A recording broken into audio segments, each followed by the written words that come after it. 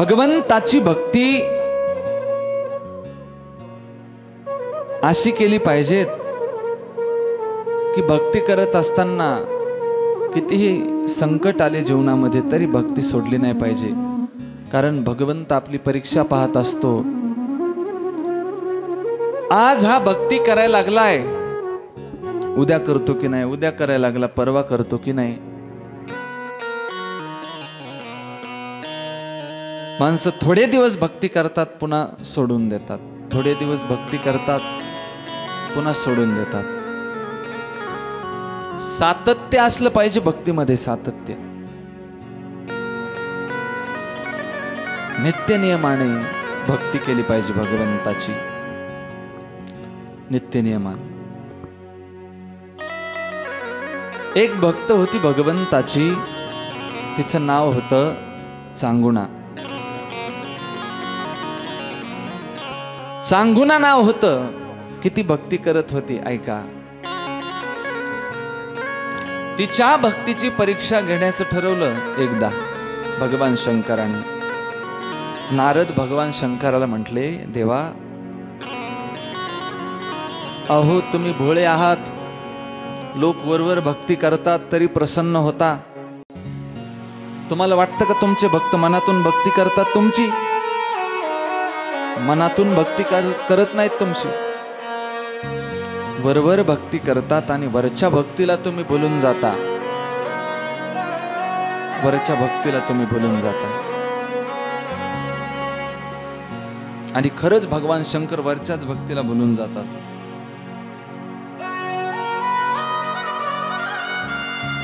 स्वार्थाच्या काही प्राप्त व्हावं या इच्छेनं भक्ती केली तरी भगवंत लवकर देतात. निस्वार्थ भक्ती केली तरी भगवंत फळ देतात. असं नाही की फळ देत नाहीत. कशी जरी भक्ती केली तरी भगवंत फळ देतात, फळ निश्चित देतात.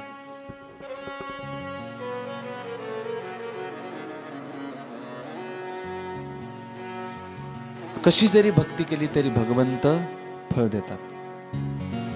आता आपली भक्ती कशी आहे प्रत्येकानं आपण आपलं तपासायचं.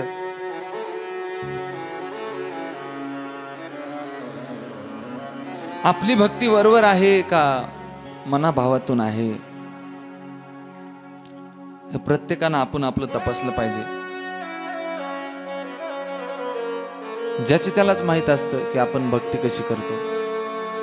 तुम्ही कशी भक्ती करता हे मला काय कळणार आहे, आणि मी कशी करतो हे तुम्हाला काय कळणार आहे. पण भगवंताला कळत असतं, भगवंताला कळत असतं. प्रत्येक देवता भक्ती करत असताना त्या भक्ताची परीक्षा घेतात. खरी भक्ती करतोय का खोटी भक्ती करतोय. खरी भक्ती करत असेल तरच दुसऱ्या देवता काय करतात, त्याला फळ देतात. खरी भक्ती करत असेल तरच.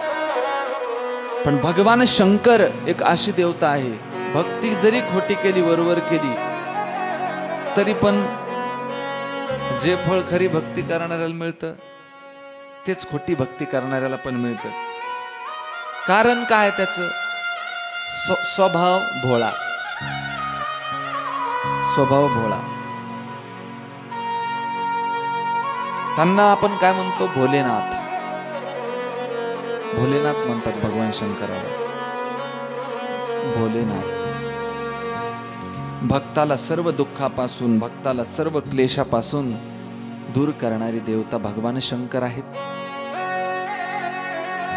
मरणाची भीती आपल्या हृदयातली नष्ट करणारी देवता भगवान शंकर आहेत. मरणाची भीती, काळाचीही भीती.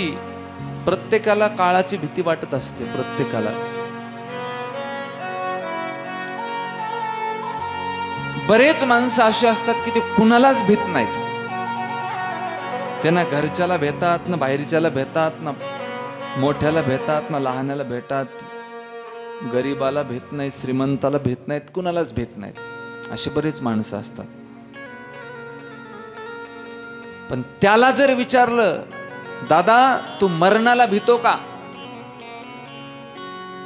तर हो म्हणणार. प्रत्येकाला मरणाची भीती वाटते. का वाटत नाही तुम्हाला मरणाची भीती? प्रत्येकाला वाटते, तुम्हाला वाटते, मला वाटते, सगळ्यांनाच वाटते. प्रत्येकाला मरणाची भीती वाटते. ही मरणाची भीती जर नष्ट व्हावी असं वाटत असेल तर शंकराची भक्ती केली पाहिजे.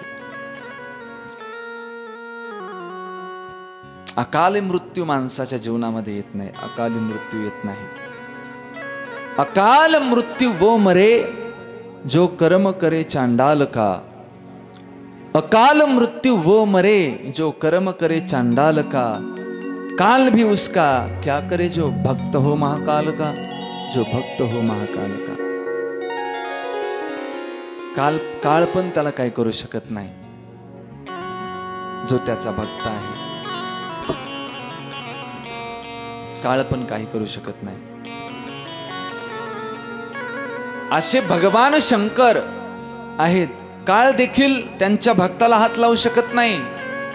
अशा या महादेवाची एक भक्त होती, तिचं नाव आहे चांगुना.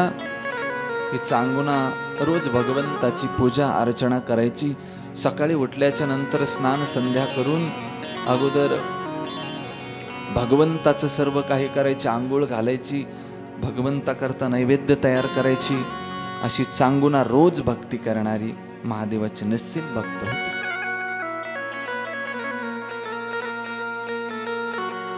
निस्सीम भक्त होती. ज्या भगवान शंकराची महिमा तिन्ही लोकांमध्ये गाजते, त्या भगवान शंकराचा महिमा ती रोज वर्णन करत होती. रोज वर्णन करत होती. खरंच भगवान शंकराची महिमा तिन्ही लोकांमध्ये गाजते. तिन्ही लोकांमध्ये. भोलेनाथ तेरी महिमा जब तीनों लोक गाए. भोलेनाथ तेरी महिमा वो तीनों लोक गाए. तिन्ही लोक भगवान शंकराच्या महिमेचं वर्णन करतात. अशा शंकराची भक्ती चांगुडा माता करत होती. एक काळ असा आला तिच्यावरती, महर्षी नारद भगवान शंकराला म्हटले, का हो तुम्ही भक्तांना तपश्चर्या केली की देऊन टाकता, तपश्चर्या केली काही पण देऊन टाकता, खरी भक्ती केली का खोटी केली त्याने हे तुम्ही कधीच पाहत नाहीत. अगोदर ते पाहत जा, खरी भक्ती केली का खोटी केली. ती चांगुना तुमची वरवर भक्ती करते आणि तुम्ही तिला सहज काही पण देऊन टाकता. कशाची कमी नव्हती तिच्या घरी. धन धान्य ऐश्वर्य संपन्न असणारी चांगुना भक्त होती. कशाची कमी नव्हती. कारण देणारा महादेव होता. देणारा महादेव होता. ऐका, एकदा जर का देव द्यायला लागला ना, कशाचीच कमी पडत नाही. चांगुनेला खूप काही दिलं महादेवानं. देव द्यायला लागल्यावर कशाचीच कमी पडत नाही. भगवंत देत असतो पण अगोदर काहीतरी आपल्याकडून घेत असतो. देसी तेव्हा घेसी ऐसा अससी उदार. किराणा दुकानावर आपण गेलो, 2 किलो साखर आणायची. त्याला नुसतं म्हटलं साखर द्या, साखर देईन का आपल्याला तो? अगोदर काय करावं लागेल आपल्याला? पैसे द्यावा लागतात. अगोदर 84 रुपये द्यावा लागणार आपल्याला. त्याला 84 रुपये लागतात ना 2 किलो. 84 रुपये द्यावा लागणार अगोदर. त्यावेळेस 2 किलो आपल्याला साखर मिळते. 2 किलो साखर मिळते. ऐका, सर्वसामान्य व्यवहारात दिलं आपण तर आपल्याला मिळतं. तो भगवंत आहे म्हणून त्याला पण काही ना काहीतरी द्यावं लागतं, तर तो आपल्याला देत असतो. काय द्यायचं भगवंताला?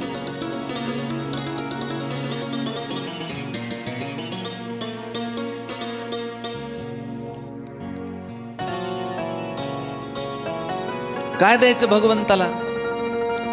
भगवंताला एकच लागतं फक्त, ते म्हणजे आपलं मन लागतं. मन रूपी मोगरा भगवंताच्या चरणावरती आपण समर्पित केला पाहिजे.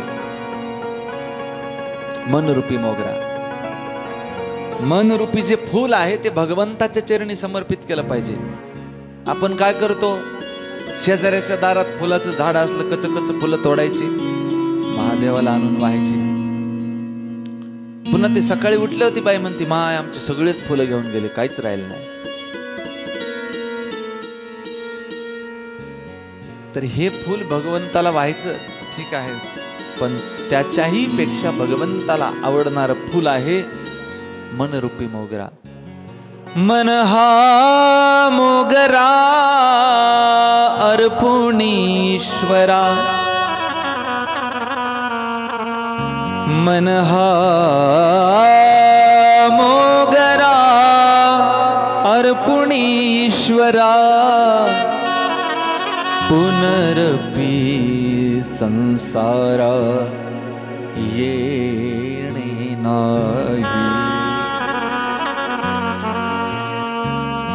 मन हे शेवंती देवु भगवंती, मन हे शेवंती देवु भगवंती, पुनरपि जन्मासी येणे नाही.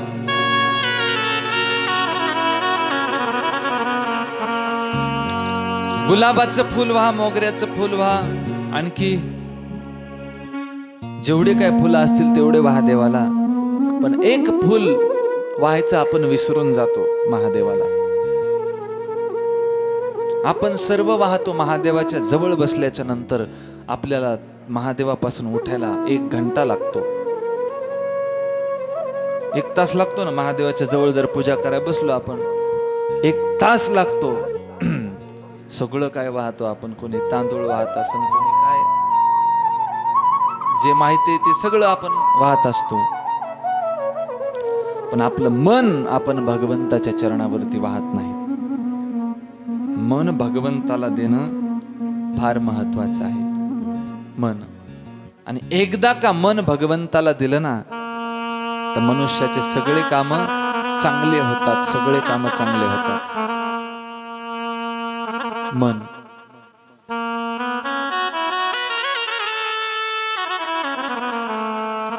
गोपिकांवरती एक जर नजर टाकली आपण वृंदावनातल्या, आता काय दिलं होतं त्यांनी भगवंताला? आपलं चित्त दिलं होतं, आपलं मन दिलं होतं.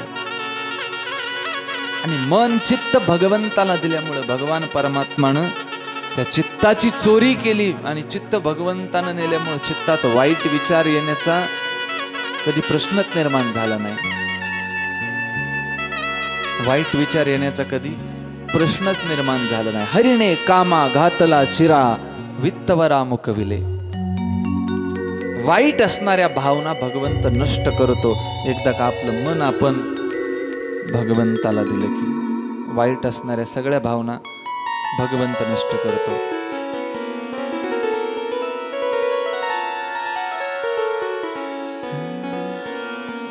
चित्त मोही येले नंदाच्या नंदने, तुका म्हणे येणे गरुड ध्वजे. असं प्रमाण आहे संतांचं. चित्त देणं महत्वाचं आहे, मन देणं महत्वाचं आहे. सांगून येणं दिलं होतं ते महादेवाला, मन दिलं होतं. मन काय दिलं होतं? मन दिलं होतं. आणि म्हणून भगवंताला मैया सांगून आवडत होती. लक्ष द्या. एक दिवस नारद महर्षी म्हटले, घ्या परीक्षा एकदा चांगुण्याची, खरी भक्त आहे का खोटी भक्त आहे कळाल तरी पाहिजे आपल्याला. भगवंत म्हटले, नारद खरी भक्त आहे चांगुना, वरवर भक्ती करणारी नाहीये, वरवर भक्ती करणारी नाहीये. तुका म्हणे नको वरपंग देवा, वरवर भक्ती करणारी चांगुना नाहीये, मनाभावातून करणारी आहे ती. घ्या म्हटले एकदा परीक्षा मग चांगुण्याची, एकदा परीक्षा घ्या म्हटले. भोलेनाथ म्हटले काय हरकत नाही, मागून बघा काहीतरी तिला देते का पाहूयात तुम्हाला. शंकर म्हटले काय हरकत नाही. एका भिक्षुकाचा वेश महादेवानं धारण केला भिक्षुकाचा वेश धारण केला, दारामध्ये आले आणि दारात आल्याच्या नंतर जोरात आवाज दिला, अल्लक निरंजन, अल्लक निरंजन, अल्लक निरंजन। चांगुना घरातून बाहेर आली, बाबा क्या चाहिए आपको? अरे हम बहुत दूर से चल के आए हैं, भूख लगी है, हमें अन्न चाहिए, हमें जल चाहिए, बहुत दूर से चले आए हैं। चांगुना म्हटली, काय हरकत नाही बाबा, काय पाहिजे बाबा तुम्हाला नेमकं? आज तर उपवास आहे, महाशिवरात्र आहे आणि महाशिवरात्रीच्या दिवशी तुम्ही आलात, अन्न तर नाही भेटायचं आमच्या घरी, फळ मिळतील तुम्हाला खाण्याकरता, पाणी मिळेल पिण्याकरता, एवढं तुम्हाला मिळेल बाबा। पण बाबा फळ खाण्याकरता पण आले नव्हते, बाबा काय चपाती भाजी खाण्याकरता पण आले नव्हते। बाबा तुम्हाला अन्न मिळू शकणार नाही, तुम्हाला फळ मिळू शकतील। बाबा म्हटले, अन्न सोडून दे, फळ सोडून दे, आम्ही स्मशानात राहणारे जोगी आहोत, आम्ही नरमांसाचं भोजन करतोय, आम्हाला नरमांसाची भिक्षा पाहिजे, तुझ्या घरून नरमांसाची भिक्षा पाहिजे। चांगुना म्हटली, आता अवघड झालं, नरमांसाची भिक्षा कुठून द्यायची? नरमांसाची भिक्षा कुठून द्यायची? नाही बाबा, देऊ शकत नाही। चांगुना म्हटली, बाबा आज महाशिवरात्र असल्यामुळं प्रत्येक गावातील प्रत्येक व्यक्तीला उपवास आहे महाशिवरात्रीचा, आज कोणी अन्नाचा कण पण खात नाही आणि तुम्ही भिक्षा मागताय नरमांसाची, कोणी अन्नाचा कण पण खात नाही आज। बाबा तुम्हाला ही नरमांसाची भिक्षा, नरमांसाचं भोजन मी देऊ शकत नाही बाबा, मी नाही देऊ शकत। चांगुणे, तू जर आम्हाला नरमांसाचं भोजन दिलं नाही, नरमांसाची भिक्षा आम्हाला दिली नाही, आम्ही तुझं सत्व हरण करून जाऊ, तुझं पुण्य हरण करून जाऊ। चांगुना म्हटली, बाबा असं का बोलताय? आतापर्यंत या चांगुनेनं कधी पायाखाली मुंगी देखील एखादी मरू दिली नाही, कधीही कोणत्याही पशु पक्षाची हिंसा आतापर्यंत चांगुनेनं केली नाही, आणि तुम्ही डायरेक्ट नरमांसाचं भोजन द्या म्हणताय।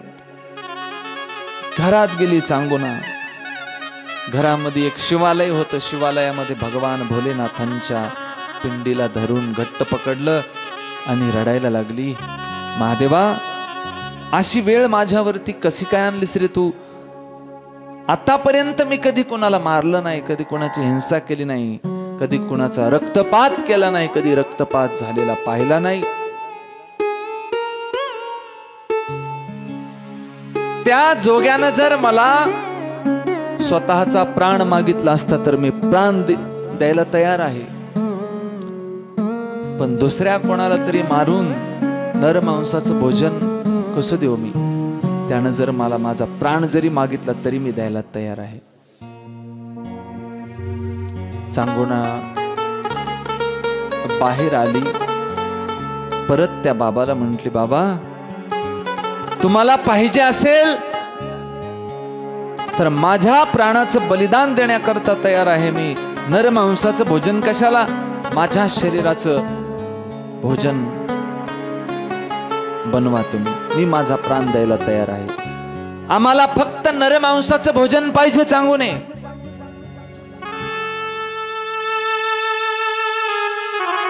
आम्हाला जास्त वेळ थांबण्याकरता इथं थांबायला लावू नको, आम्ही साधू आहोत, आम्ही एका जागेवरती कधी थांबत नाहीत, आम्हाला लवकरात लवकर भोजन करून पुढच्या प्रवासाला निघून जायचे। चांगुने ज्याप्रमाणे गंगेचं पाणी एका जागेवरती स्थिर राहत नाही, त्याप्रमाणे आम्ही साधू एका जागेवरती स्थिर राहत नाहीत, आम्ही या गावाहून त्या गावावर, त्या गावाहून त्या गावावर जनकल्याण करत, जडजीवांचा उद्धार करत आम्ही फिरत असतो। आम्हाला थांबण्याकरता जास्त वेळ नाही, लवकरात लवकर निर्णय घे, लवकरात लवकर आम्हाला नरमांसाचं भोजन बनवून दे लवकरात लवकर.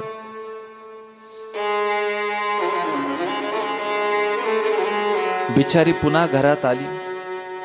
घरात आल्याच्या नंतर म्हटली, शंकराला म्हटली, महादेवा, असं कोणतं पाप मी केलं होतं, असं कोणतं पाप मी केलं होतं की मला आता एवढी कठीण परीक्षा देण्याची वेळ आली आहे, एवढी कठीण परीक्षा देण्याची वेळ आली आहे.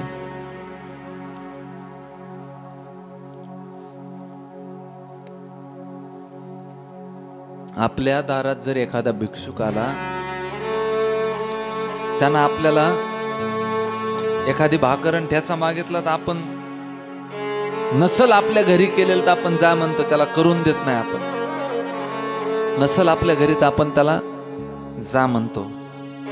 आणि जास्तच आग्रह करत असेल तर आपण नको ते बोलतो, त्याला नको ते बोलायला लागतो त्या भिक्षुकाला. पण चांगुना मात्र तशी नव्हती. दारी आलेल्या अतिथीला कधीच रिकाम्या हातानं कधी माघारी पाठवलं नाही. चांगुनेच्या दारात गेलेल्या व्यक्तीची झोळी नेहमी भरूनच येते, ती रिकामी कधी येत नाही. ती झोळी रिकामी कधी येत नाही.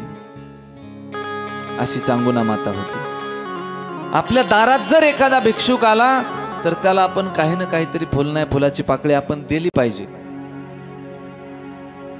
फुल नाही फुलाची पाकळी दिली पाहिजे. काय द्यायचं? अन्न दिलं पाहिजे. अन्न अन्न अन्न आपण प्रत्येकाला देऊ शकतो अन्न. पण एखाद्याला जर पैसा आपण देत असतो तर तो विचारून दिला पाहिजे. तुला कशाला पाहिजे?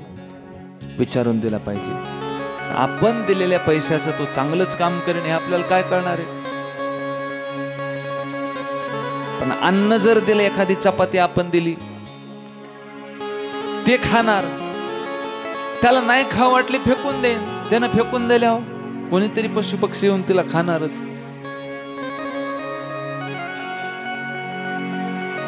सांगुनेनं विचार केला, आता काय द्यावं या बाबाला. रडायला लागली. महादेवाच्या पिंडीवरती डोकं ठेवून रडायला लागली. तेवढ्यामध्ये एकुलता एक बाळ तिचा चिलिया त्या ठिकाणी आला.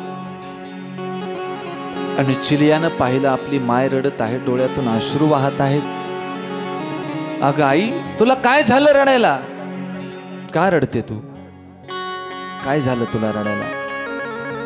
चिलिया सारखा बाळ तुझा पुत्र असताना तू रडते, काय झालं तुला रडायला?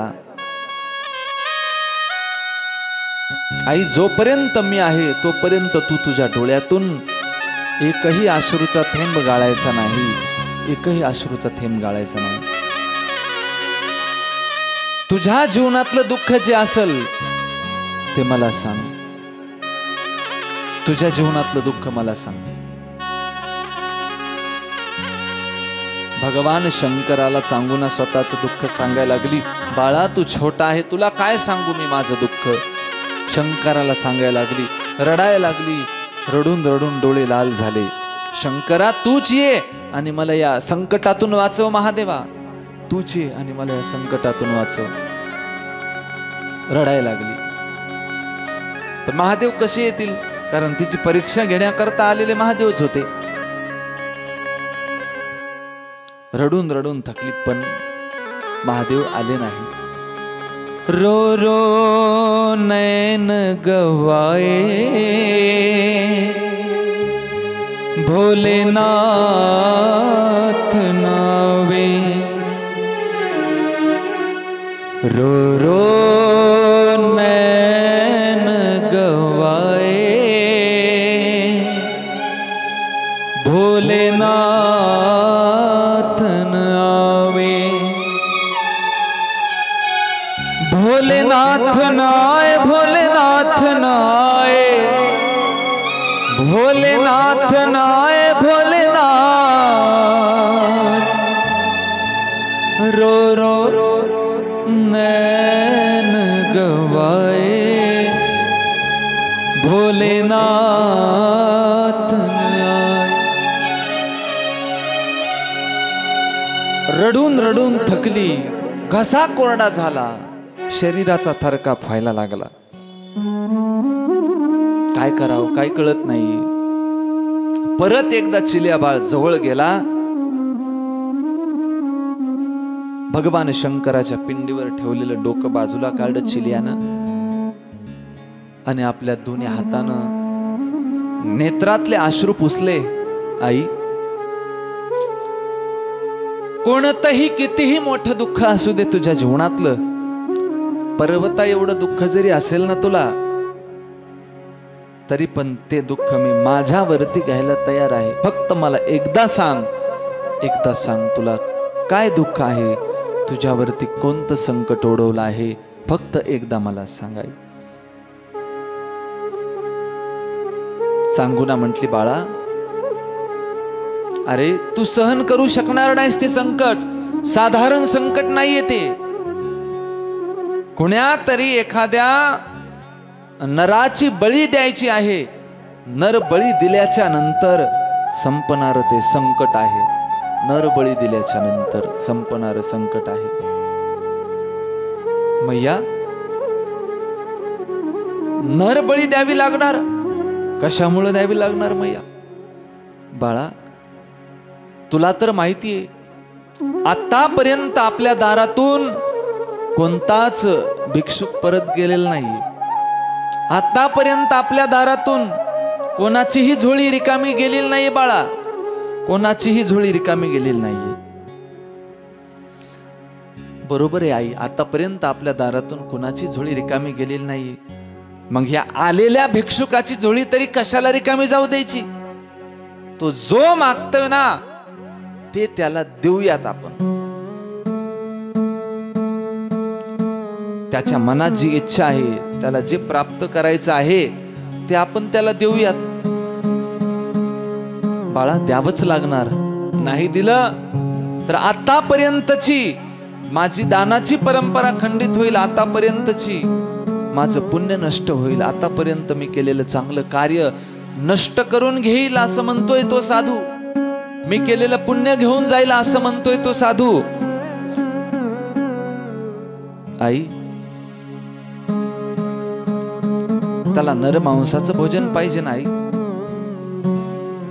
मग त्याला नरमांसाचं जर भोजन पाहिजे असेल मग आपण देऊयात. पण बाळा, द्यायचं कुणाचा? बळी कुणाचा द्यायचा बाळा?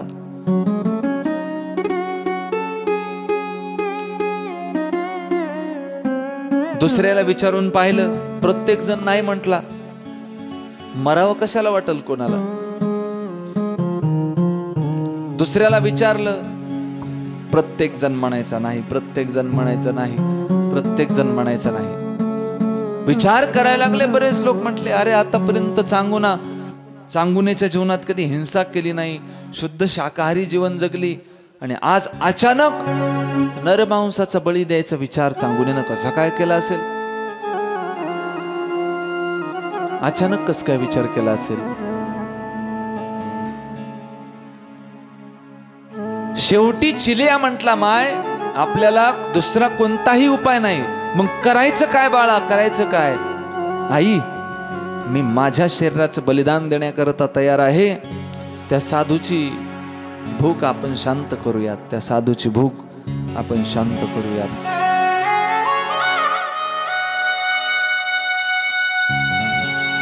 सांगूना घराच्या बाहेर आली आणि म्हणायला लागली, त्या भिक्षुकाला म्हणायला लागली, बाबा अहो दुसरं काहीतरी मागा. मी माझं संपूर्ण धन, माझी संपूर्ण संपत्ती, माझा प्राण देखील तुमच्यावर ओवाळून टाकते. दुसरं काहीतरी मागा. नरमांसाचं भोजन मागू नका. आता मात्र तिच्या नेत्रातून अश्रुधारा जास्त व्हायला लागल्या. कारण स्वतःचा बाळ म्हणतोय की मी बळी देण्याकरता तयार आहे, मी मरण्याकरता तयार आहे. दुसरं काहीतरी बघा. सांगूना बाहेर जोग्यासोबत बोलत होती आणि चिल्या बाळ घरामध्ये एवढं धारदार शस्त्र हातामध्ये घेतलं आणि एका दगडावरती त्याला धार लावू लागला. त्या शस्त्राला धार लावू लागला. माय बाहेरून आली. सांगूना बघितलं आपल्या लेकराकडं. बाळा हे काय करतोय तू शस्त्र घेऊन? आई, या शस्त्राला धार लावतोय मी. आई, हे शस्त्र गंजलेलं आहे, याला धार लावली तरच यानं काही पण कापल्या जाईल, नाही तर कापल्या जाणार नाही. आई, या शस्त्राला जर मी धार लावली ना तर लवकरात लवकर माझा शिरच्छेद होईल. आई, या शस्त्रानं माझा शिरच्छेद कर तू, मी माझी बळी देण्याकरता तयार आहे. लवकरात लवकर माझा शिरच्छेद होईल, तुला कष्ट होणार नाहीत, तुला त्रास होणार नाही, तुला त्रास होणार नाही.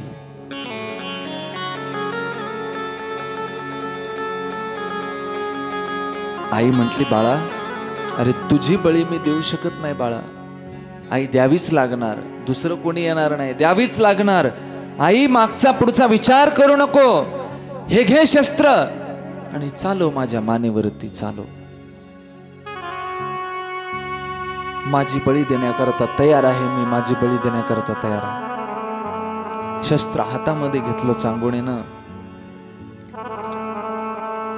आणि लेकराला एकदा डोळे भरून पाहिलं. ज्याला 9 महिने 9 दिवस आपल्या पोटामध्ये सांभाळलं, ज्याला तळ हाताच्या फोडाप्रमाणे जपलं, ज्याला लहानाचं मोठं केलं, ज्या लेकराचे प्रत्येक लाड पुरवले, त्या लेकराला स्वतःच्या हातानं मारावं वाटेल का कोणत्या माईला? त्या लेकराला मारावं वाटेल का कोणत्या माईला?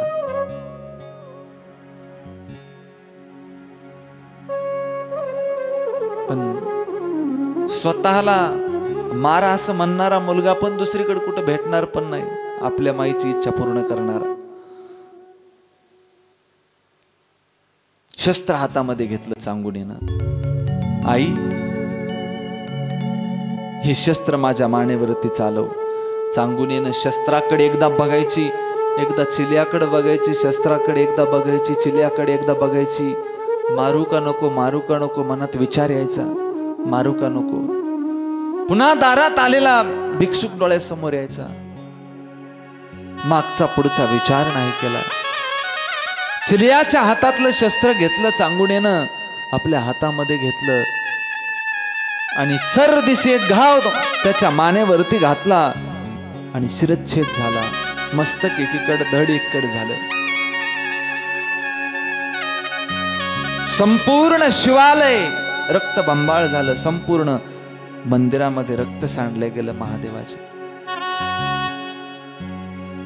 महादेवाच्या मंदिरामध्ये रक्त सांडलं गेलं.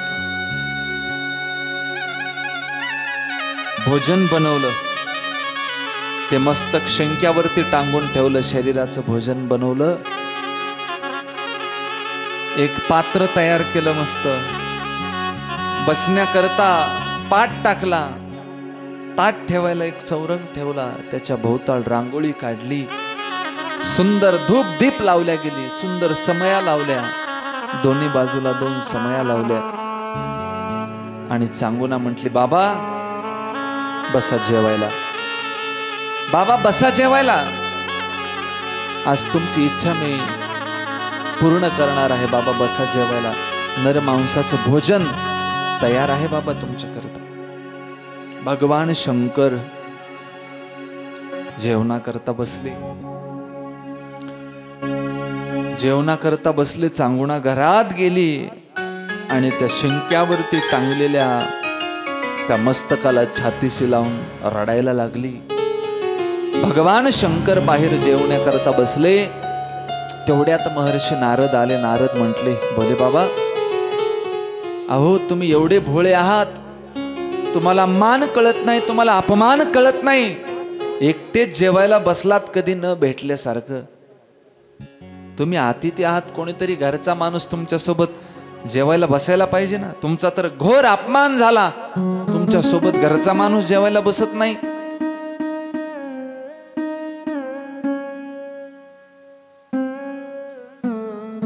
शंकर म्हटले, हो एकटाच बसलो.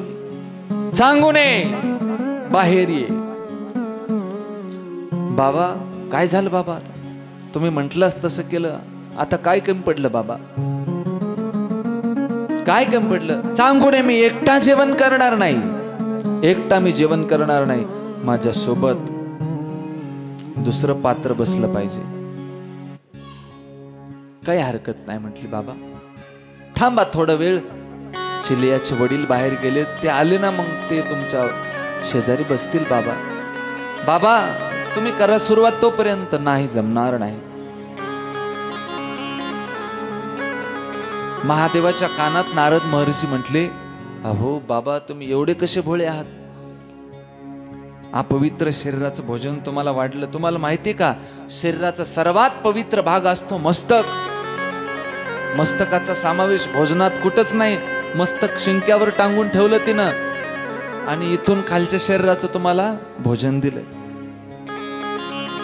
तुम्ही बसले आपलं खायला. परत आवाज दिला, चांगुणे याच्यामध्ये मस्तक नाहीये, घरामध्ये ठेवलेलं मस्तक घेऊन ये. घरामध्ये ठेवलेलं मस्तक घेऊन ये. चांगुना म्हटली, बाबा माझ्या लेकराची आठवण म्हणून फक्त तेवढं राहिलं आहे, तेवढं राहू द्या माझ्याजवळ. बाबा माझ्या लेकराची आठवण म्हणून तेवढं मस्तक राहू द्या बाबा. चालणार नाही चांगुने, मस्तक शरीराचा पवित्र भाग आहे, तो माझ्या भोजनामध्ये असायलाच पाहिजे. बाबा अहो मस्तकाचं काय होणार आहे? मस्तकाचं काही होत नाही बाबा, काही होत नाही मस्तकाचं. एकदम कठोर असतं मस्तक, एकदम कठोर असतं. तुम्हाला खाता पण येणार नाही बाबा मस्तक, मला खाता येणार नाही. एक काम कर, त्या मस्तकाची चटणी बनव, त्या मस्तकाची चटणी बनवून आमच्या ताटात वाढ. चटणी बनव मस्तकाची. चांगुना म्हटली,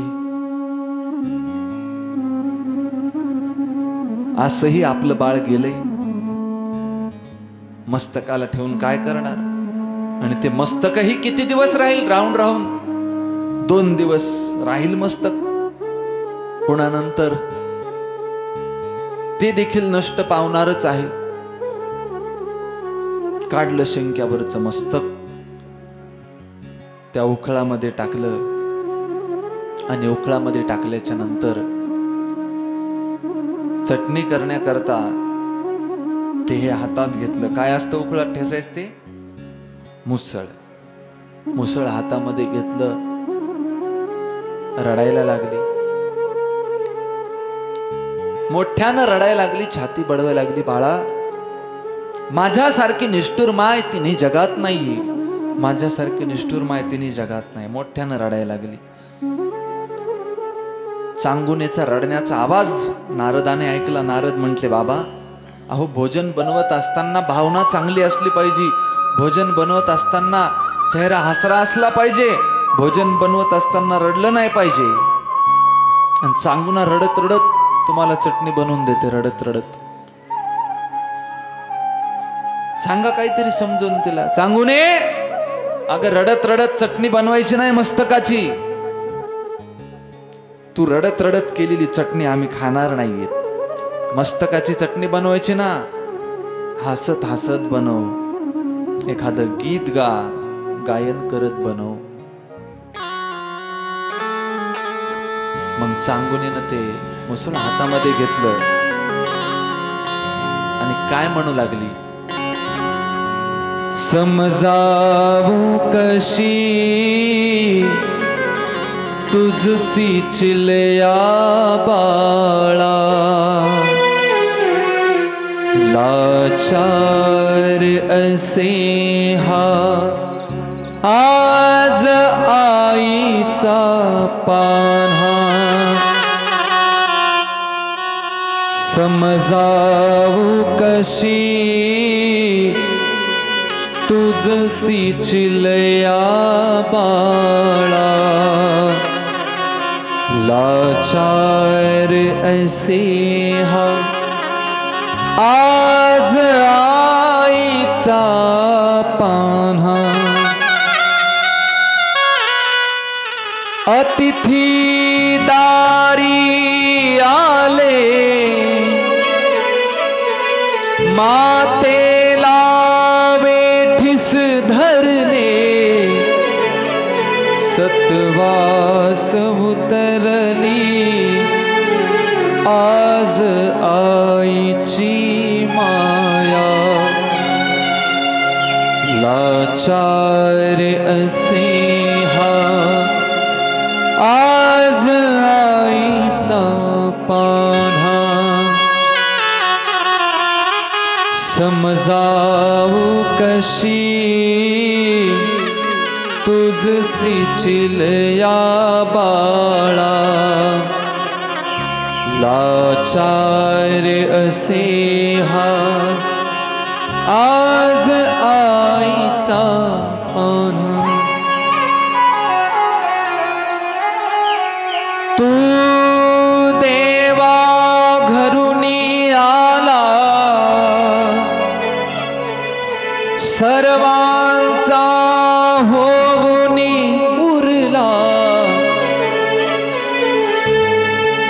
संपला आता हा डाव घडीचा सारा लाचार से हा आज आईचा पान्हा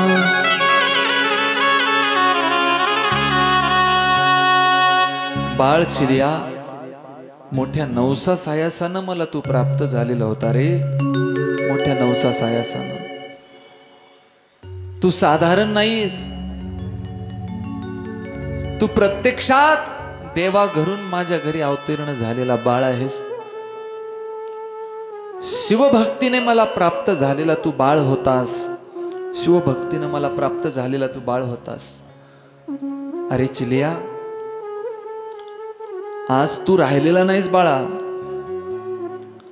तू नष्ट झालेला आहेस बाळा तुझं फक्त एवढं शिल्लक राहिलेलं आहे ते पण आता माझ्या हातानं नष्ट होणार बाळा अरे तुझी आठवण म्हणून माझ्याकडे काहीच राहिलेलं नाही बाळा तुझं शरीर बाळा नष्ट झालेलं आहे आता इथून पुढे बाळा तू मला कधी पाहायला मिळणार नाहीस आता बाळा मला कधी पाहायला मिळणार नाही फक्त तुझ्या आठवणीत रडणं एवढंच मला शिल्लक राहणार बाळा आता फक्त तुझ्या आठवणीत रडणं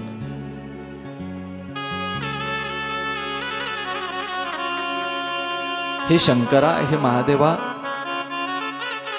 अनेक दिवस मला पुत्र नव्हता तुझी भक्ती केलीस तू दिलास शंकरा तुझा बाळ होता चिलिया तुझ्या कृपेने मला प्राप्त झाला होता ना शंकरा आज माझा बाळ चिलिया परत तुझ्याकडे आलाय महादेवा परत तुझ्याकडे आलाय माझ्या चिलियाला सद्गती दे भगवंता माझ्या चिलियाला सद्गती दे भगवंताला म्हणत होती चांगुणा चांगली गती दे माझ्या बाळाला कधी भेटशील का नाही पुन्हा मला बाळा कधी भेटशील का नाही मला चटणी बनवली मस्तकाची एका पात्रामध्ये घेतली आणि चटणी घेऊन ती चांगुणा बाहेर आली चटणी घेऊन बाहेर आली ताटामध्ये वाढली चटणी भक्तीमध्ये काय शक्ती असते ऐका चटणी ताटामध्ये वाढली आणि चांगुणा म्हटली बाबा करा भोजनाला सुरुवात करा आता जेवायला सुरुवात करा बाबा तुम्हाला जे पाहिजे होतं ते मी दिले बाबा जेवायला सुरुवात करा एकटा जेवणार नाही चांगुने मी चिलिया बाळाचे वडील आले जेवणा करता बसले भगवान शंकर जेवणा करता बसले चिलियाचे वडील जेवणा करता बसले आता भगवान भोले बाबांनी भोजनाला सुरुवात केली जेवायला सुरुवात केल्याच्या नंतर चांगुणा म्हटली चांगुणे तुझ्या पोराला आवाज दे जा तुझ्या पोराला बोलो माझ्या सोबत जेवण करण्याकरता आवाज दे तुझ्या पोराला त्यावेळेस ती म्हटली बाबा सर्व काही झालं, होत्याचं नव्हतं झालं, माझ्या बाळाचा एक अंश पण शिल्लक राहिलेला नाही. माझा बाळ कुठून येईल आता बाबा जेवायला? येऊ शकत नाही माझा बाळ. मी म्हणतोय ना, सांगू नये, जा दारामध्ये, आवाज दे लेकराला तुझ्या, आवाज दे. अहो महात्मन, माझा बाळ आता परत कधीच मला दिसणार नाही. माझा बाळानं या मृत्यू लोकाची यात्रा संपवली आहे. माझ्या बाळाने या मृत्यू लोकाची यात्रा संपवली आहे, कधीच दिसणार नाही. माझ्या हातानं स्वतः शिरच्छेद केला आहे. माझ्या हातानं या मस्तकाची मी चटणी केली, याच्या माझ्या हाताने याच्या संपूर्ण शरीराचं भोजन बनवून तुम्हाला ताटामध्ये वाढले. माझा बाळ आता परत येणार नाही. मी म्हणतोय ना, जा आवाज दे. एकदा आवाज दिला, चिलिया, अरे बाळ चिलिया, जिथे कुठे असतील लवकरात लवकर ये बाळा, लवकरात लवकर ये. आवाज दिला. महादेवाच्या भक्तीची शक्ती, ज्या बाळाला स्वतःच्या हातानं मारलं होतं, तो चिलिया धावत पळत आला. स्वतः पार्वती माते सहित चिलिया बाळ धावत पळत आला, असं कथेमध्ये आपल्याला ऐकायला मिळतं. मैया पार्वती स्वतः त्याला घेऊन आली. भगवान शंकर वास्तविक रूपामध्ये त्या ठिकाणी प्रगट झाले आणि महाशिवरात्रीच्या दिवशी साक्षात भगवान शंकरानं आणि मैया पार्वतीनं साक्षात दर्शन दिलं एका भक्ताला. त्या भक्ताचं नाव आहे चांगुना. चांगुनेला दर्शन दिलं. फार मोठी अद्भुत शक्ती आहे. देव परीक्षा बघत असतो, पण एक ना एक दिवस आपलं काहीतरी चांगलंही करत असतो. म्हणून जीवनामध्ये आल्याच्या नंतर भगवंताची भक्ती चुकू द्यायची नाही.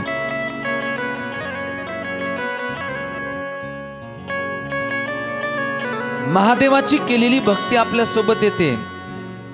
ऐका, महादेवाची केलेली भक्तीच आपल्या सोबत येते. बाकी काय शिल्लक राहतं का बरं? शरीर शिल्लक राहत नाही. शरीराची सावली राहत नाही ना, शरीर राहत नाही, काहीच राहत नाही. सगळं आपलं काहीच राहत नाही. कसं आहे, हे जीवन एक असं जीवन आहे की या जीवनात माणसाला फक्त केलेली भक्तीच सोबत नेता येते. बाकी दुसरं काही सोबत नेता येत नाही. आपल्या केलेली भक्तीच सोबत नेता येते.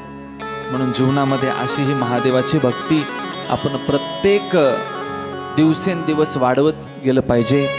दिवसेंदिवस या भक्तीत वाढ केली पाहिजे.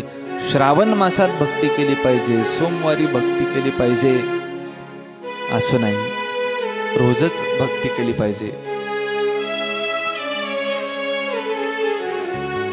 हरिपाठ म्हणायचं, कोणी गीता वाचत असेल, कोणी ज्ञानेश्वरी वाचत असेल, हे फक्त एकादशीला वाचावं असं कुठं लिहिलेलं नाहीये.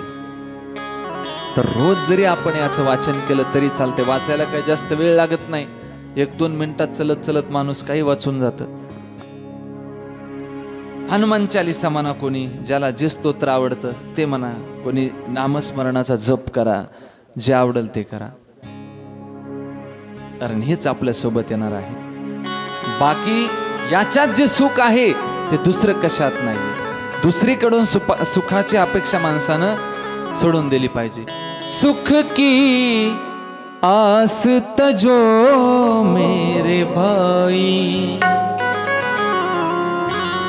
सुख की आस तजो मेरे भाई, सुख की आस तजो मेरे भाई, सुख की आस तजो मेरे भाई, सुख की आस तजो मेरे भाई. जय हो ताली. सुख की आस तजो मेरे भाई, परछाई भी होती पराई, परछाई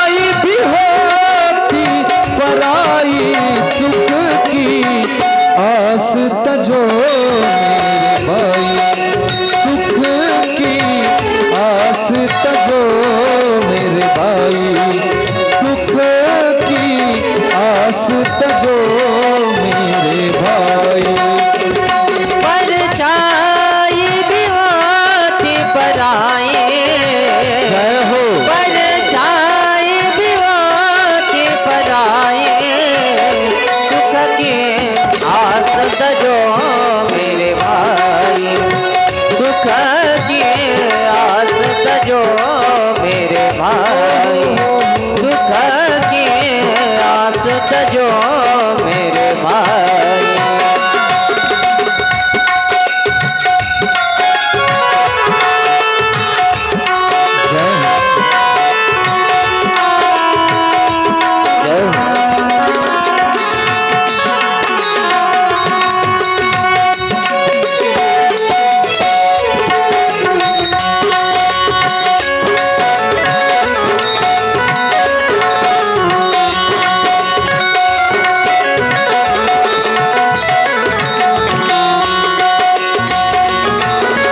जिसको तूने अपना समझा निकला वही पराया, जिसको तूने अपना समझा निकला वही पराया, हो तेरे हुए न कोई लेकिन तुझको होश न आया, ये तेरे हुए न कोई लेकिन तुझको होश न आया।